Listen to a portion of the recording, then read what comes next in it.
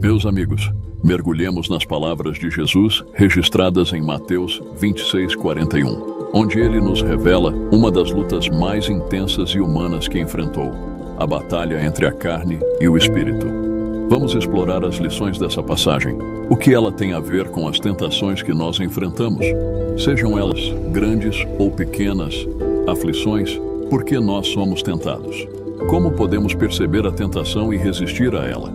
Vigiai e orai, para que não entreis em tentação. Na verdade, o espírito está pronto, mas a carne é fraca. A luta interna de Jesus e a nossa realidade cotidiana.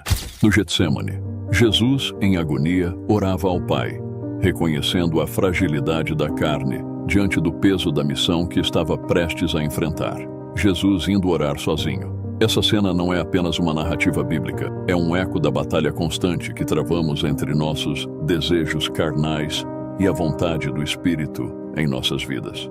Ao afirmar que o Espírito está pronto, mas a carne é fraca, Jesus revela a dualidade que todos nós enfrentamos. A carne é muitas vezes guiada por desejos momentâneos e passageiros.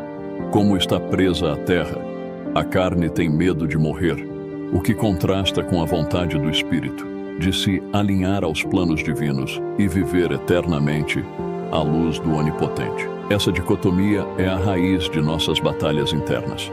Se refletirmos sobre a angústia de Jesus, quando ele orou pedindo que o cálice passasse, perceberemos a sua fragilidade como ser humano. Ele, o Filho de Deus, experimentou o medo, a dor e a luta como um homem comum, assim como qualquer um de nós.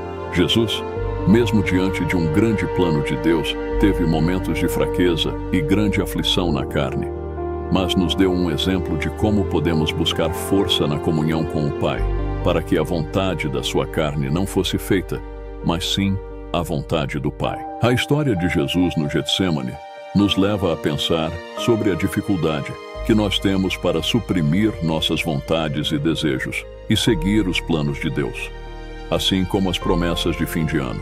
Quantas vezes cedemos às tentações e nos afastamos dos bons planos que fizemos para nós mesmos? Muitas vezes erramos e sentimos o peso das promessas não cumpridas. Então é muito mais difícil seguir o caminho que Deus traçou para nós. Se você não costuma cumprir com a sua palavra, dificilmente conseguirá cumprir as tarefas que Deus lhe der, ainda mais por não saber qual será o resultado final do caminho que Ele te mostrar. Mas a graça de Deus nos concede a oportunidade de recomeçar a cada novo dia. Reconhecer nossas fraquezas não é sinal de derrota, mas o primeiro passo para a transformação. Deus está sempre disposto a nos ajudar a levantar e seguir em frente, nos dando novas oportunidades de mostrarmos a nossa fé, através das provações diárias que passamos, pois como um pai zeloso, ele somente repreende e castiga aqueles que ama. A necessidade de resistir ao pecado. Todos nós enfrentamos nossos pecados de estimação, aqueles erros e fraquezas persistentes que sabemos que são errados de se fazer, mas fazemos mesmo assim e acabamos nos envergonhando e desagradando a Deus. Seja por contar pequenas mentiras, ser preguiçoso, assistir a certos tipos de vídeos na internet. Você sabe de que tipo de vídeos eu estou falando. Isso e outras formas de comportamento viciosos que somente satisfazem a carne e são prejudiciais à nossa relação com o Senhor. Reconhecer nossos pecados de estimação é crucial para a jornada espiritual. Essas tendências pecaminosas podem se tornar armadilhas que nos impedem de viver plenamente segundo a vontade de Deus. E elas podem ser a causa de Deus não estar ouvindo as suas preces, pois isso te afasta do Criador. Identificar essas áreas de fraqueza exige autoconhecimento e vai nos permitir buscar ajuda, desenvolver disciplina espiritual e, com a graça divina, vencer essas batalhas pessoais. As Escrituras são repletas de ensinamentos sobre resistir ao pecado. Em 1 Coríntios 10:13, Paulo nos assegura que Deus não permite tentações além do que podemos suportar, fornecendo sempre um escape. No entanto, sabemos que nem sempre é fácil resistir às tentações que nos cercam.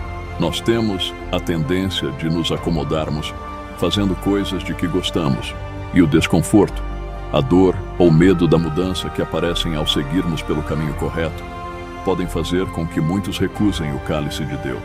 Jesus, ao ver os discípulos adormecidos enquanto ele orava, sentiu a dor da sua luta solitária. Em nossos momentos de luta interna, também podemos nos sentir incompreendidos e sozinhos. No entanto, assim como um anjo estava lá para confortar Jesus, Deus também fala conosco, muitas vezes enviando consolo através de circunstâncias inesperadas ou palavras de encorajamento de outros.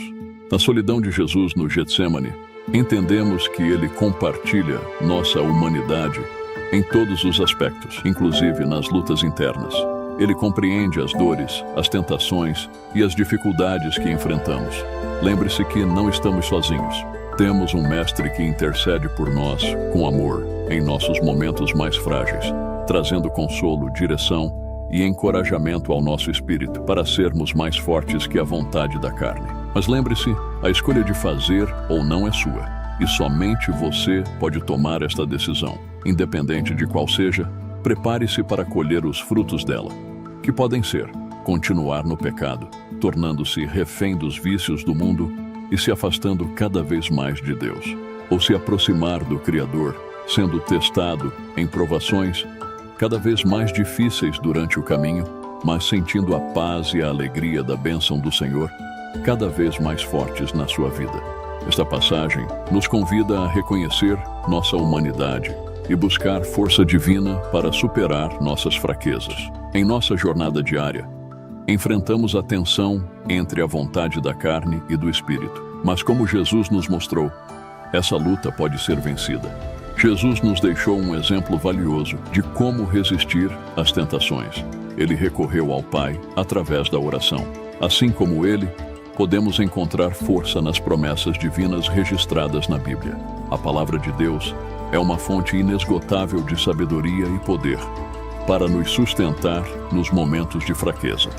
Ao nos dedicarmos à leitura e meditação nas Escrituras, fortalecemos nossa resistência espiritual, que possamos aprender com a lição do Mestre, buscando a comunhão constante com Deus, resistindo às tentações cotidianas e encontrando força mesmo nos momentos de maior fraqueza, que ao enfrentarmos nossas batalhas internas, possamos afirmar com confiança: o Espírito está pronto. Resistir às tentações exige esforço constante, mas a promessa de Deus é que quando somos fracos, então somos fortes nele.